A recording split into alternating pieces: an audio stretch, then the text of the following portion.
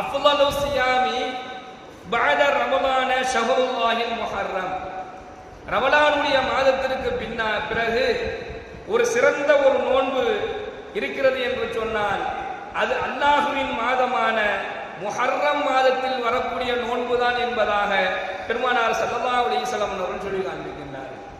அப்போ இந்த முஹர்ரமுடைய மாதத்துல நாம் வைக்க இருக்கக்கூடிய அந்த ஆஷுராவுடைய நோன்பு இருக்குது, ரமலான் மாத நோன்புக்கு பின்னாடி அதனுடைய மகத்துவத்தை, சிறப்பை, அதற்கு பின்னால் ஒரு சிறந்த ஒரு நோன்பாக இந்த ரமலானுடைய இந்த ஆஷுராவுடைய நோன்பை நாயகம் ஸல்லல்லாஹு அலைஹி வஸல்லம் சொல்றாங்க. ஒன்று.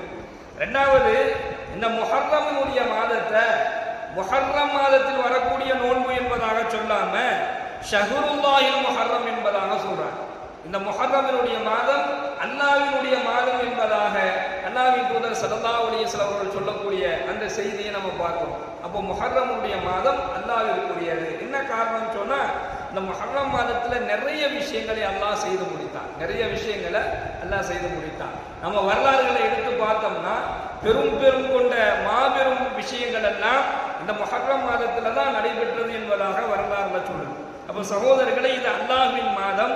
இந்த மாதத்துல, இந்த முஹர்ரமுடைய மாதத்துல ஒருவர் செய்யக்கூடிய ஒவ்வொரு செயலுக்கும் மிகப்பெரிய பயனுள்ள நன்மைகளை அல்லாஹ் வழங்குகிறார். முஹர்ரமுடைய மாதத்துல ஒருத்தர் செய்யக்கூடிய ஒவ்வொரு இபாதத்துக்கும் எப்படி ரமலானுடைய மாதத்துக்கு ஒரு தனி சிறப்பு இருக்குதோ, அதே போன்று இந்த முஹர்ரமுடைய மாதத்துல செய்யக்கூடிய ஒவ்வொரு நல்ல செயலுக்கும், குர்ஆன் ஓதுவது, திக்ருகள் செய்வது, உபரியான வணக்கங்கள், உபரியான இபாதத்துகள் செய்வது, ஆஷுராவுடைய நாளில் நோன்பு வைப்பது, இது போன்ற அந்த நன்மையான காரியங்களை அதிகமாக செய்யும் பொழுதெல்லாம் அதுக்கு பயனுள்ள நன்மைகளை, சிறந்த நன்மையை அல்லாஹ் வழங்குகின்றான்.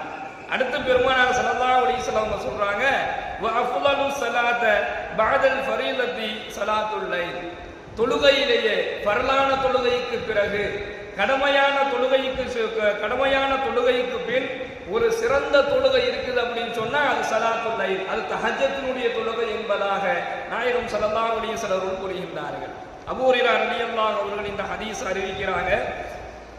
முஸ்லிம்ல இந்த ஹதீஸ் இடம்பெறும். அப்போ ரெண்டு விஷயம். ஒன்று, ரமலானுடைய மாதத்திற்கு ரமலானுடைய நோன்பு, ஃபர்லான நோன்புக்கு பின்னாடி ஒரு சிறந்த நோன்பு அப்படின்னு சொன்னா அது முஹர்ரமுடைய மாதத்துல நாம் எதிர்வர இருக்கக்கூடிய, அதாவது பிறை 9, 10 அல்லது 10, 11 வைக்கக்கூடிய அந்த ஆஷுராவுடைய நோன்பு சிறந்ததாக இருக்குது.